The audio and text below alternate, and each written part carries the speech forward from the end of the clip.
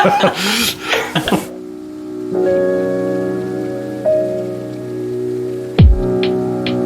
Hello, I'm Monty with Fischer Homes. And I am Jeff Landers with Engel & Volkers, and we're just doing a new home construction seminar. And this is the place to start if you are looking to build a brand new home. If I could kick us off with a little story. Yeah. I actually built my first home 20 years ago. Cool. Just walked into a home, not quite as nice as this, and I bought it for $135,000. 20 years ago.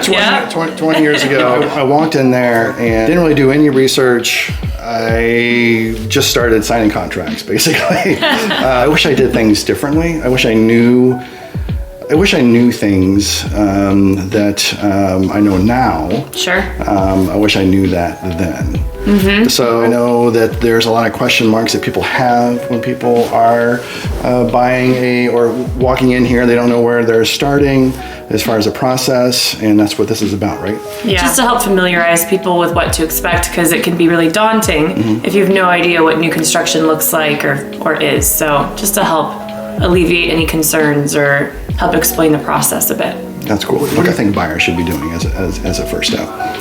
I think it's great to have some kind of research into the have some idea of what it is that you want and what's important to you in a priority list, and an accurate understanding of the market and what you're getting into. And I think that's where, if a customer has spoken with a realtor before coming in, it's helped so much because they know what to expect. And so, like for me, I'm able to sell in any of our neighborhoods, and so I can do a lot of that discovery as well as where do you want to be and things like that. But if they have a sense of knowing that there are different levers to pull and that different areas can mean different prices, if they know that going into it, that helps a lot. But I like to, when I have conversations with clients, it's just figuring out, how do you use your home? What's most important to you? What are you struggling with now? If you're renting an apartment, or if you're in a home that's not working for you, what changes do you specifically need on a day-to-day that you're experiencing pains with? And then what would be really, really exciting for you that you would just love to have, and it kind of gets that emotion out. So figuring out what those pieces are. Okay. Another thought I have is just a person's budget. People don't know what they're walking into when they walk into this home compared to, again, a home in Greenfield, and really keeping an eye on your budget. What do you need to do to get into a new home? Maybe you have a home right now and you need to sell that. So you need an understanding of how much that home is worth, what you're going to get out of it in the end after everything. When you sell it, so you know exactly what you're bringing to the table to buy. So there's really three kind of roles in this: new home counselor, lender, you just mentioned, and real estate person, the realtor. Because you need having those three things working together to figure out a starting place for you, that gets the ball rolling, right? Just to consider when choosing a location, things I came up with was distance to where you work and play, right? Where's your life going to be at? Where are you going to be driving? How long do you want that commute to be? If you are commuting, hopefully maybe you're working from home, which is a great thing. A lot of people doing that now. But also a lot of companies want you to move back to the office now. So be cognizant of that. Schools, super important. What schools? If you have kids, knowing what kind of schools they're going into is very important. I've also got family. People need to be, or maybe you're trying to get away from family. But maybe proximity to family.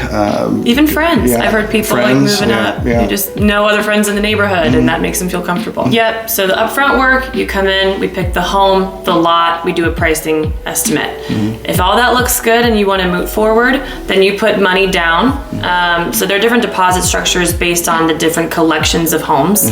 But you usually put like an initial deposit down to reserve that lot and start the process going. And we schedule design center appointments. It could be anywhere from a half day to 1.5 days in the design center. Once you go there, you pick everything out, and then you sit back and you wait. Fischer Homes submits for the permits to build that specific home as you've designed it. And then once we get permits back, we start construction, which is usually 4 to 6 months of construction.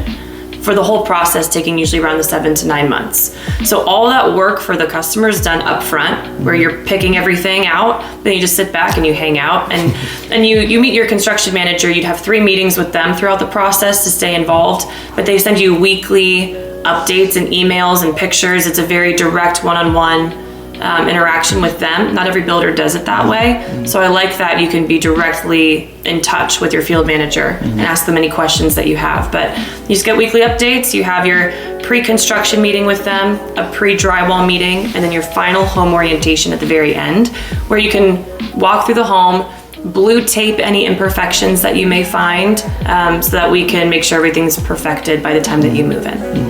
Cool.